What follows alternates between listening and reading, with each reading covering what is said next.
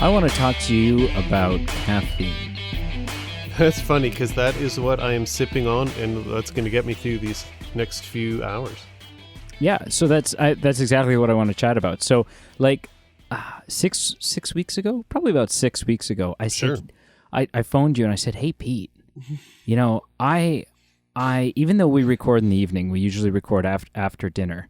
Right. I said I grabbed myself a coffee before we started recording, and I drank it just before the episode and sort of through the first half of the episode, and I just felt like I was friggin' switched on. Like I was ready to go and just record and had the energy I needed. And so I said, I think caffeine is the new, is the key. And you said, oh, interesting. And that you were going to do it as well. And so I'm very curious. Sure. What does that look like for you? Because it keeps changing for me. Like my caffeine delivery method. Interesting. Keeps changing. Yep. So what are you drinking right now that has caffeine in it? I am not a coffee drinker at all. I love the smell of coffee. I love it being brewed. But my go-to drink, if I want something caffeinated or if I just want it for the taste of joy that it brings me, I drink an ice cap, which to those that don't live in Canada, it's a Tim Hortons drink. It's like a frappuccino, an iced pretty much coffee drink. Yeah. Cool. What about? And from the sounds of you, it's kind of changing, revolving a little bit. Yeah. So like I've done coffee. I think the first couple of weeks were coffee. Last week was a sugar-free Monster, so an energy drink. Yes. And this week actually is our sponsor, Coca-Cola Energy. Which I guess is it's a Coke, but it's got like 90 milligrams of caffeine in it. Oh. Coke Zero. It's a Coke Zero with a shit ton of caffeine. Okay. And so yeah. Neat. So that's what I'm drinking. Sponsor. Yeah. I'm interested how it influences the Coke. Episode.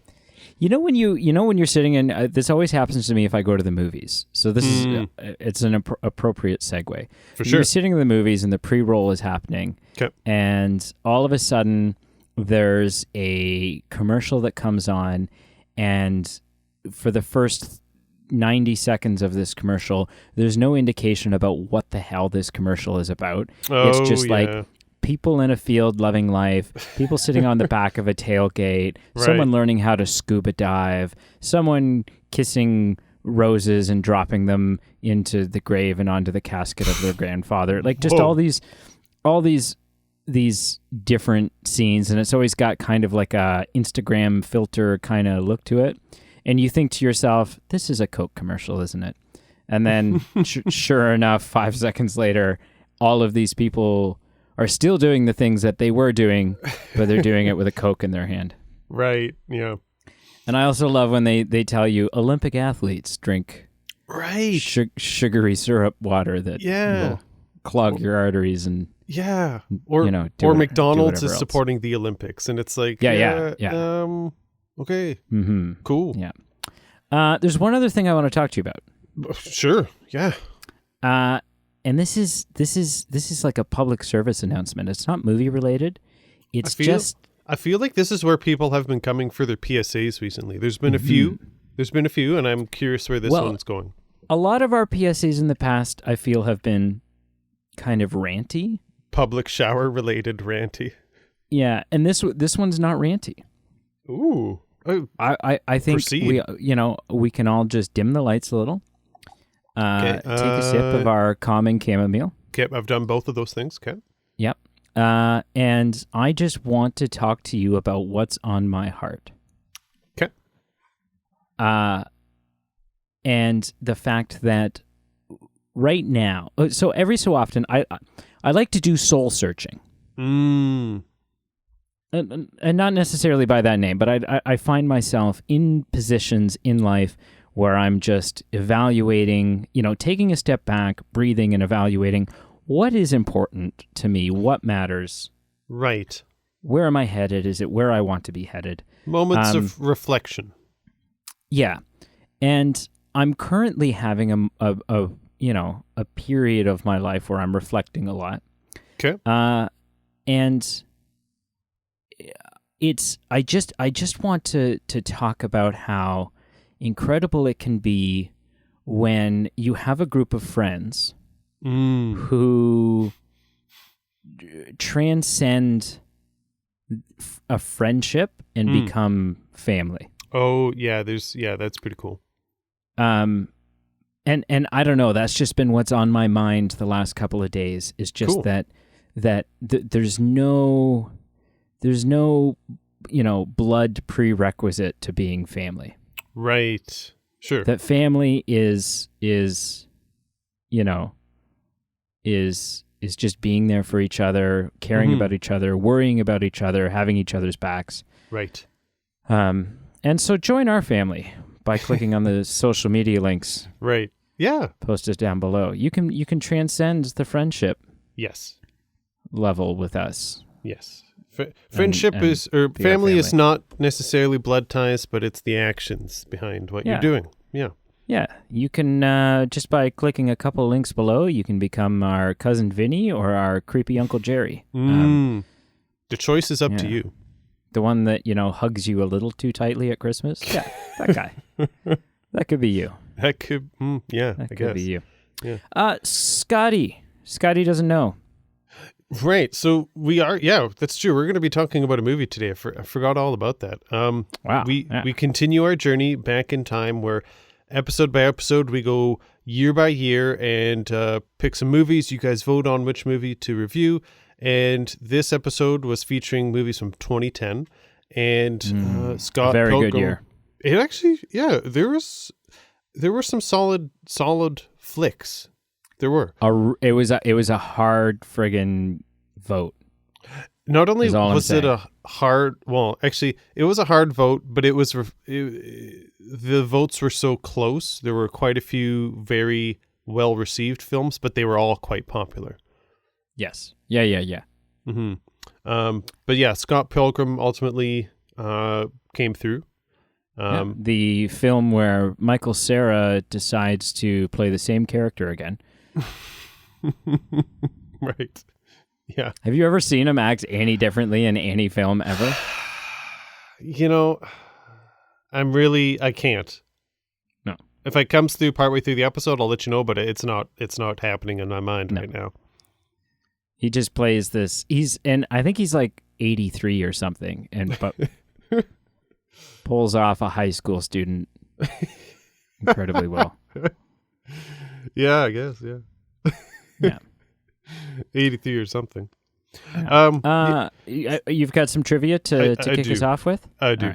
Right. So the first part is not a question. It's more just like I want to share some little gold nuggets here. So we'll get into this in the episode, but it's set in Ontario, Canada, specifically Toronto, Ontario. Yeah. And so kind of my hometown. Kind of your hometown. This is like a hometown boy. Yeah. I recognized some sets, if that's. Ooh. I was like, oh man, it's cool. It's like this was shot in my backyard. Right. Well, I'm going to give some little gold nuggets of things that you and I probably appreciated because we understood the references. Other Canadians may have noticed it. Other people outside of Canada probably wouldn't have.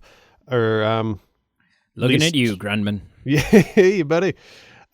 So these are the four that came across to me. I may have missed some when they said, hey, let's go to Pizza for a slice. Mm-hmm. They were driving down the road and I saw a home hardware sign on a storefront. When I think it was one of the main characters said, this band is from Brampton. But for me, the biggest and the coolest was the whole scene of the kind of the fight sequence, I guess you'd call it, set at Toronto's own Casa Loma. That was for the win right there. Exactly. Yeah. Exactly. Very, very cool things to see on the big screen. It was because it's I don't know, as a Canadian, and specifically as an Ontarian. Yep. We watch these movies, and I have found myself thinking in the past, like if there's a film set in New York, Right. Like a lot of movies are filmed in Toronto, and not a lot of movies take place in Toronto. Yes, that's right. They'll make Toronto look up to be like it's something else. Mm-hmm. Yep. And so, but typically if a movie's shot in New York, it's set in New York. Yeah. And so I've found myself thinking in the past, are people people are watching this fight sequence or this racing thing, and thinking, oh shit, like that's my house. Like, or like that's right. that's where I bank, or right. that's where I get my bagel on Tuesday mornings, right there. Yeah, that's where my cheating ex-husband, that's where his mistress lives. Like all of these things that stick out to them as familiar locations, and kind of pulls them in. And we don't, as Canadians, we don't often get that. No. And so this film is kind of it's kind of a fun exception. It's an right. opportunity for us to watch and go, oh yeah, like this, I'm being pulled into this world because I know these locations. Yeah, that's right. Yeah, it's very cool. Very cool. It's not some pizza chain that I've never heard of, but yeah, maybe I guess, does it exist in the States? Is that a real place? I don't know. It probably is. I don't know. Right. No, it's like, oh yeah, pizza. Yeah, very cool. I've never eaten there but I know of it. Oh yeah, it's not. Yeah. I've maybe been there once, and there's a reason for that. But it's just cool to see it. There's a reason Coca-Cola is the sponsor of this episode, and not Pizza. Right. Unless if Pizza wants to sponsor an episode, I will eat exclusively Pizza for the next 6 months. Yeah. Yeah. Like as far as pizza goes, I mean, I'm going to eat other things other than pizza, but I won't eat other medically pizzas. Speaking, I would hope so. Yeah. That's a lot of cheese. That's a lot of cheese. That's a lot of grease. I mean, yeah. So my actual question for you is 2010 was kind of unique because it was the first time 5 animated films were in the top 10 highest grossing film list of the year. Oh my God. It's quite a few. 2010. Can you name these 5 animated films that made the top 10 grossing worldwide? 2010. I'm trying to think big animated films. Right. And like when they would have come out. Yeah. I'm thinking things like Despicable Me. That's one. Okay. So that's one. Yep. So then I'm also thinking things like Megamind. No, that's not one. No. Okay. No. How many strikes do I get? Just verbalize some names, and we'll just kind of go, yeah, no, yeah. Okay. No, Okay. So Despicable Me. Yep. Cloudy with a Chance of Meatballs. No, sorry. That was kind of my. There's one that you know it, that you just don't know it yet. 3 go-tos. 2010, was that was one of the Shrek films, the last Shrek Forever After? That's the second one, or that's okay. 2 of the 5, yeah. 2 of them. Something Pixar. Toy Story 3? That's one. Boom, boom, boom. I thought that you would have said that immediately, but it's hard to remember exactly. Well, I just wasn't. Yeah, yeah, it's 2009. Was it 2011? Yeah, I hear you.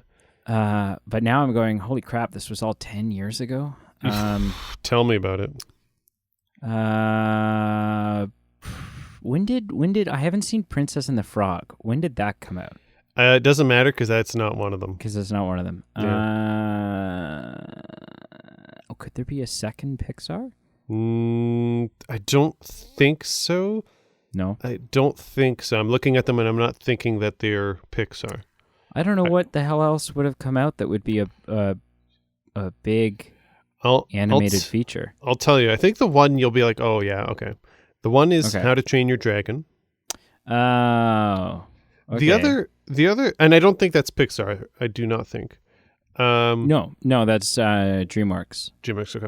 The other, I'm surprised it's on here, Cool film, fun film, but I'm surprised it's in the top 10. Tangled.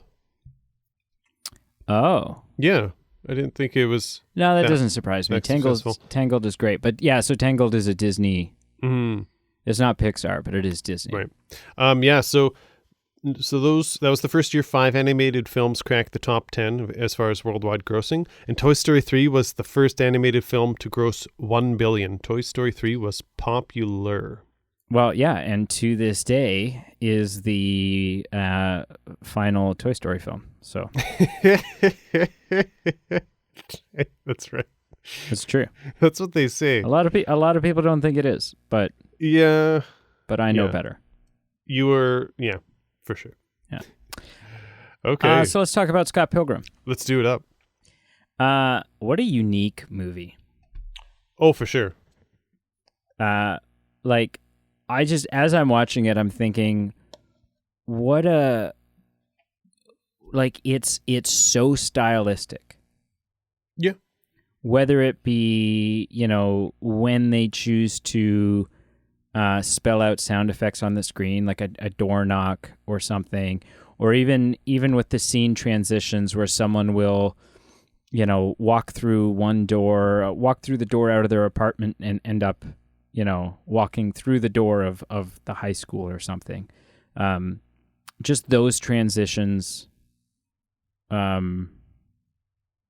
don't know. Yeah, it's just so unique. There are some very interesting and captivating cutting methods used for different scenes, and it's very captivating. That's how I would describe it. It really catches your attention. I also find there's a really interesting, fun turning point in this film, where up until this point, so the film starts out and it's very quirky, but it's very relatable in a lot of ways. At least I found for my generation, I found it very relatable. Just sort of like high school, teenage drama, young adult drama, the rumor mill, gossip, just the way that kind of stuff worked was very, the way the film depicts it is very reminiscent for me. Oh, cool. And kind of, rings true in a lot of ways. Definitely quirky. For sure. But then there's this moment where, as you're watching it, you're like, okay, it's a quirky movie, but it's fun. It's not too weird. And then the first evil ex-boyfriend shows up. Yeah. And comes crashing through, and literally the film goes from a 6 to a 13. And you're like, what is... So I was watching it with my girlfriend who had never seen the film before. And so I had something in common with her then. Yeah, so you watched it with my girlfriend? No, I had something in common with her. Oh, you had never seen it before. Yes. Really? Yeah. And I watched it with your girlfriend. There's a lot of things going on here. Wow. Yeah, that's some Inception. For sure. But yeah, when the first super ex-boyfriend shows up, or evil ex-boyfriend, if you don't know that it's coming, it's a, what the hell is happening? Right. Like, it's just everything becomes so outrageous all at once, that it kind of, I don't know, it takes you for a bit of a loop for a second, and then you quickly reclimatize to the new pace, and then you kind of strap back in. Oh yeah, for sure. So, yeah, I think I had tried watching this with a group once, and I literally just like maybe 10-15 minutes in, I just kind of was like, guys, I'm going home, see you later. And I never came back to it till we watched it this week. Wow. Yeah. So what are your thoughts? Like, having... Yeah. A little disappointing that there's practically no one in this film that anyone has heard of. But, oh wait, no, sorry, it's the opposite. What a friggin' cast. What a loaded cast. Pardon me? What? Like, it's just a ridiculous... Oh, yeah. you know, yeah, if you didn't know who was in it going into it, then in moments when like all of a sudden Chris Evans shows up, you're like, what the hell is happening? Like, how did they get him to be in this? Now, was it a bit like this was pre-Marvel years? So like, was it not? Because I think Captain America at least, maybe maybe not. Let me look it up. Yeah, because if not, it'd be close to. But yeah, when I was watching 2011 was the first Avenger. Yeah, so just a little bit before. Because when I was watching the opening credits, like I was surprised. I was like, oh yeah, okay, Chris Evans, sure, yeah. Oh, Anna Kendrick, okay. Oh, Brie Larson, okay. Like it just kind of kept hitting you and hitting you, and I'm like, wow, like wow, okay. Yeah. So yeah, my thoughts going, I guess, kind of going into it, and then after watching it, I feel like this film definitely has a bit of connotation or subtext to it. Just people absolutely love it, and because I never really saw it, and what I saw, I was like, meh. I guess I was kind of the old man in the room where I'm like, well, it's just a film, like get over yourselves. So I was never wrapped up in the frenzy, I guess I'd call it, because I feel like this film is super popular, and those that like it love it. And in my conversations with people, I think they love the obvious things about it. So it's kind of like one of those contemporary films that they'd probably say is a masterpiece because it's just so captivating, just the cutscenes and all that kind of stuff. And it blends comedy, romance. I felt like this film also kind of blended a bit of the Rock Band era. Like this came out when that was still kind of a thing, and a lot of nostalgic video game elements. So I just don't think going into it or finishing it, it's not my type of film. So I'm not saying that it's poorly made. I'm not saying it's a bad film, because there's definitely times that I laughed. There were times that I was like convinced that, hey, this is a good film for some people. It's just not my perfect film. And I think it was definitely, I guess I was disappointed that it won, but after watching it, I'm like, I can see why people voted for this. I understand. Yeah. It's definitely a cult classic. Like I don't know how successful, if at all, it was from a box office standpoint. But it's got kind of like a Rocky Horror Picture Show essence to it as far as its fanship. Right. I can hear that. Yeah. You know, you either get it, and you think it's genius, yep, or you're like, this is weird. And it sounds like you fall maybe in more of the this is weird. Yeah. I'm not just saying this to appease people that are listening that like this film. I definitely fall more in the camp of like, I can leave this. It's just a film. But I did appreciate some things. And there were times I chuckled. There were times I thought that cut scene or that kind of sequence was visually just interesting. A lot of these comedically cut scenes where, you know, the girlfriend knocks on the door and then he's like jumping out the window, or like sometimes they were slapstick. Sometimes I would say they were artistic. They were just a lot of very cool visuals. So there's a lot of things that I didn't fall blind to, or I wasn't just like totally wanting to have nothing to do with. But yeah, I'd probably fall into that latter. Right. Another actor we forgot to mention, Kieran Culkin, is in this. Right. Macaulay Culkin's little brother plays the gay roommate. I did not know that. Right. Yeah, that's Macaulay Culkin's little brother. And now that I'm looking at a picture of him, I'm like, yeah, you're like absolutely, of course. How did I not Macaulay like? Culkin's. That's why you looked familiar. Yeah. Oh. Yeah. Okay. Yeah. Interesting. Cool. Definitely something. So I had, I think my only problem with this was that I just felt it was a little too drawn out, and not the overall length of the film, just maybe the task of having 7 exes. I felt 7 was too many. I feel like just if it had been a few less, it would have been less daunting for me. That was just a me thing. Right. Okay. I mean, I guess you feel like the movie's too long. No, not yeah. It's a weird critique. I don't think the film was too long. I think if the film could have been the exact same length, but if it had just been like less X's, less about we have to accomplish these 7 different levels, I think I would have just been a little less fatigued by that concept. Right. Okay. But yeah, go ahead. No, go ahead, sir. God. One thing, so I made a comparison to another film that kind of has this weird depicted reality. And the films are nothing alike for so many reasons, but it's still, I kind of got some vibes from it. There was a film that was around the same time. I forget if it was 2010, might have been 09, might have been 11. It was called Sucker Punch. Oh, yeah. And by no means was it film. Oh, by no means was it good.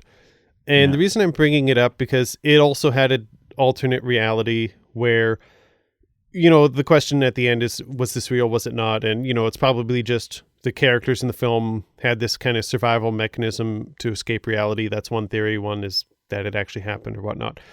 I'm just trying to, I guess, dig a little in the weeds here with Scott Pilgrim. Like, is this just a fun artistic film where there's all these, you know, like you said, like sound effects being spelt across the scene and, you know, cut scenes and kind of fun things like that? Is it just that's what it's supposed to be?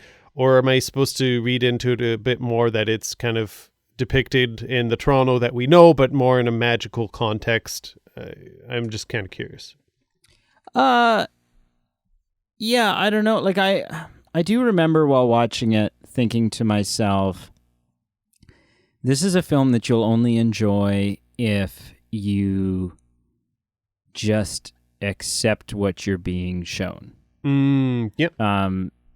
And don't try to connect dots. Don't try to make a lot of sense of things. Sure. Don't try to gain an understanding of the physics of this world, the laws of nature, right, in the world that they're presenting to you. Mm-hmm. Just kind of take it as it comes, and adapt quickly. Go, oh, okay, this is a thing. Right. Oh, okay, this is how that works. Right. And if it doesn't work that way 5 minutes later, that's also okay. Right. Okay. Fair enough. I do, yeah. So I get that.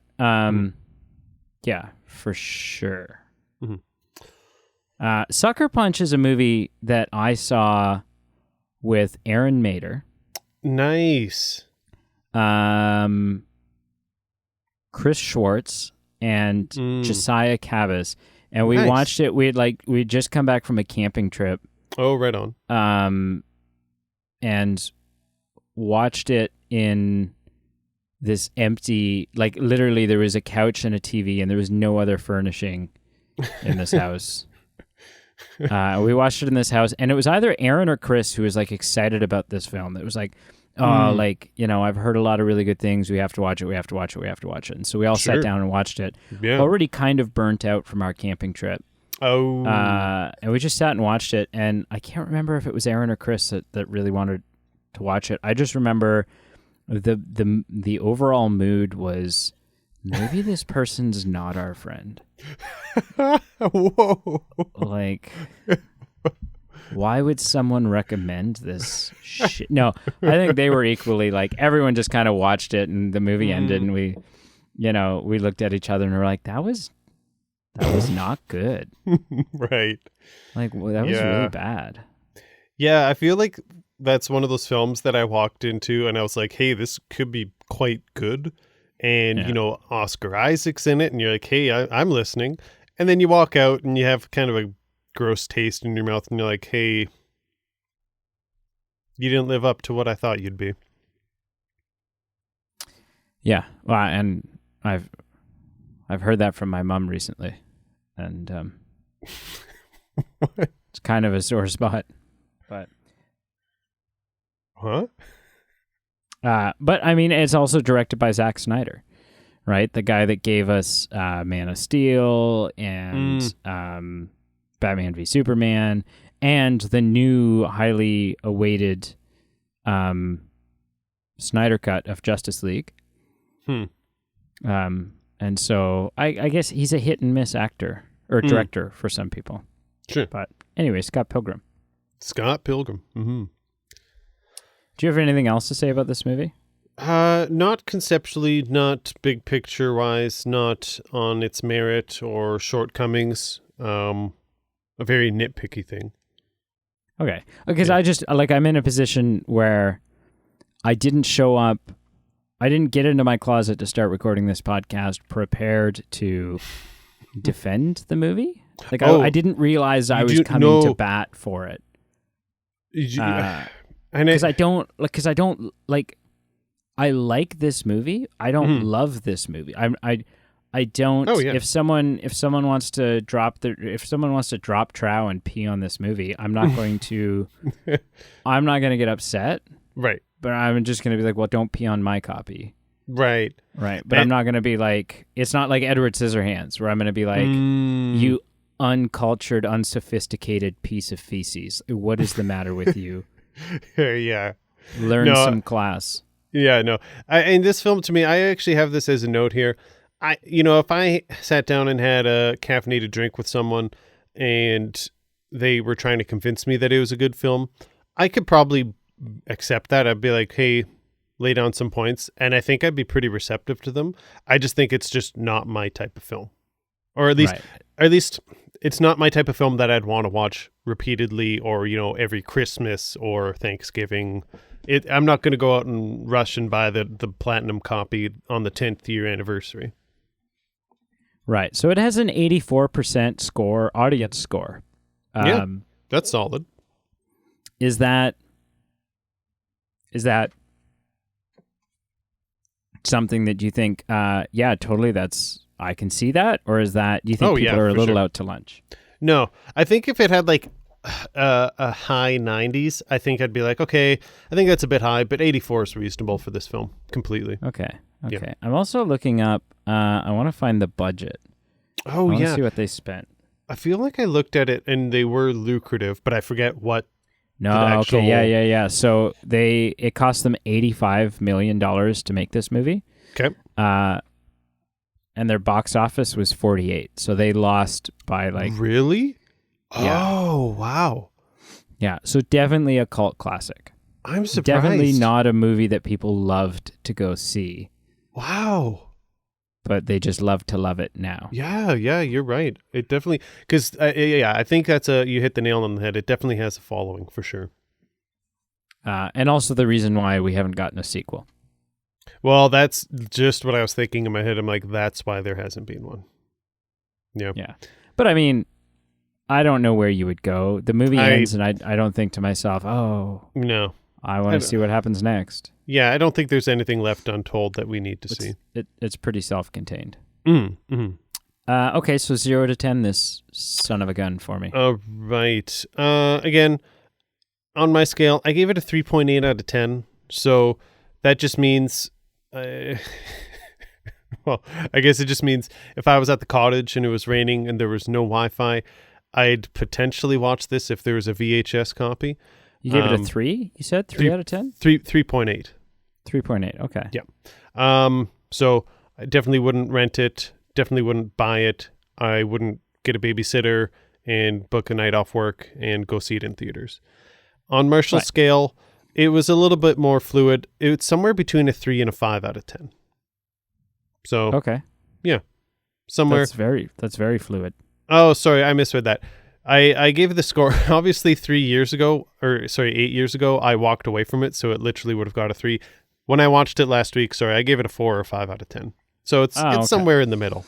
It gained a few points from me actually viewing the whole movie. See, that makes more sense because I was going to say, well, if we can be fluid, this is somewhere between like a 2 and a 10 for me. Right. When I said that, I was like, why did I give it a 3 between a 3 and a 5? Like why did I even bother? But yeah, sorry, somewhere between a 4 and a 5. Yeah, I give this somewhere between a 3 and a 5. You mean 4? Is that yeah, that's right. You want me to help you out with that math? Yeah, somewhere between a 1 and a 10. Yeah. Yeah. How about yourself? Cool. I give this a 7.3. Cool. I think it's really good. I really, really like this movie.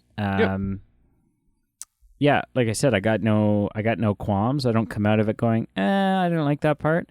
But I also I also don't care enough to defend it. Yeah, right. Yeah. Right? Fair like enough. you're never going to catch me getting in an argument about Scott Pilgrim because I just don't care.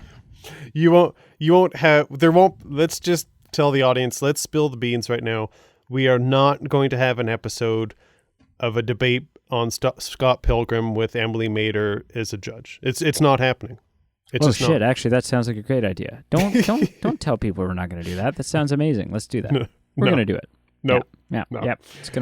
That'll be our Christmas, our 200th episode for Christmas in 2022 21 or something. Yeah, something. Yeah. However that turns out.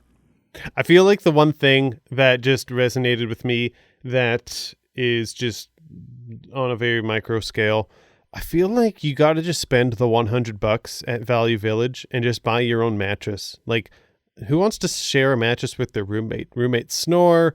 It's just get your own mattress. You got to do it. This is 2010. This is before bed bugs were a thing. Just go to Value Village, pick up a box spring or a mattress, and there you go.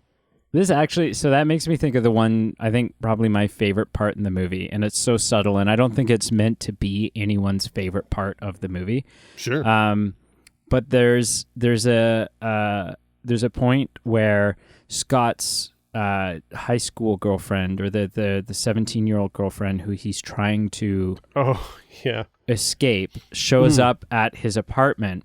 Sure. And his gay roommate answers the door. I can't think of his name. What's his name? Keep talking. I'll let you know. It is Wallace. Wallace. Yeah, because I don't want to describe him as the gay roommate because that's irrelevant. But Wallace. Yep. Wallace answers the door, and she's looking for Scott. And he says, "No, actually." She's like, "Is Scott here?" And you just see in the background Scott fly through the air, through the window, breaking the window. Yep.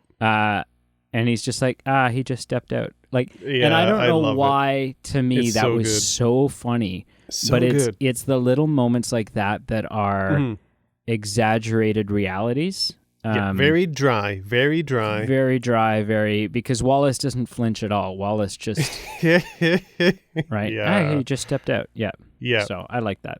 There were a lot of things like that where I chuckled for sure. What'd you watch this week? I watched 2 films, okay? And right. We have this Calm new process. We're not really recommending films to each other, just on the exception. So I'm watching a film that was on my to-do list that you recommended to me. It's part of a trilogy, is pointed out by one of our Twitter followers. They commented on a post of ours, and I did find this out. But yeah, I watched the third part of a trilogy without watching the first 2, 2003's Once Upon a Time in Mexico. Yeah. What'd you think? Yeah. Definitely enjoyed it. Definitely interesting. Enrique Iglesias, that was definitely, I knew he was in it, forgot he was in it, then watched it, and then was surprised he was in it. And then pow. Yeah. I think I really, really enjoyed probably the first 3/4 of this film. I got swept up in kind of what the story was building towards and kind of the approach to the climax. And I think just the film kind of took a left where I would maybe want to write, or maybe just kind of went in a different direction. So I don't think the ending quite lived up to the magnitude I was hoping for it to build up to. So if a few things had a different trajectory towards what I was expecting, it probably could have been in the 8 to 9 range. But even with that, I gave it a 7.2 out of 10, and on Marshall scale, a 6 or a 7. So even though I didn't really kind of love where it went, or at least thought it could have had a bit more potential, I still thought it was a very solid film. I don't think scores like that can be referred to as anything but admirable. Oh yeah, for sure. Definitely worth a view. And I'm definitely intrigued now to watch the other parts of this trilogy because I enjoyed and was captivated by this. And I haven't seen the other parts either. Yeah, It's just, I've just seen this one a couple times. I feel like just like Scott Pilgrim, Once Upon a Time is definitely a film where every scene has someone new who's definitely like a massive movie star. Like so many people were in it. Cheech Marin is in it. Yep. Johnny Depp is in it. They just keep popping up. Eva Mendes. Oh, so many people. Yeah. I wrote this down. It's not my favorite film with Once Upon a Time in the title, but it was a solid film. Okay. Well, I mean, it didn't have Leo in it, so if it had Leo in it, I would have. It was never going to take that the throne. Yeah. So the only other film I watched this week, which made the exception of I am recommending it to you. It is remarkable enough that I definitely want you to view it, and we'll talk about it next week. We'll probably even talk about it a bit off microphone. I want you to watch this film. I believe it's from 2015, called Irrational Man. Have you seen it? No, I have not. I've never even heard of it. It has great actors in it who I adore, and I think you adore as well. Okay. Emma Stone. Ooh. And the one, the only, just wait, Irrational Man, Joaquin Phoenix. Ooh. Yeah. Color me intrigued. I will read the synopsis, and what doesn't give anything away. Doesn't give anything away. Right. On a small town college campus, a philosophy professor in existential crisis gives his life new purpose when he enters into a relationship with his student. That is very interesting. So I would recommend that you watch it, and the audience can check it out too. Teachers aren't... I feel like when teachers have feelings for students, things get complicated. For sure. Absolutely. Yeah. Check it out. I'm so curious to pick your brain after you watch it. Okay. Slim pickings, but... What did you watch this week? I only watched... Is this true? Did I only watch one film? Did I? No, I watched 2 films. Interesting. Yeah, I watched 2. The first one, I watched Sonic the Hedgehog.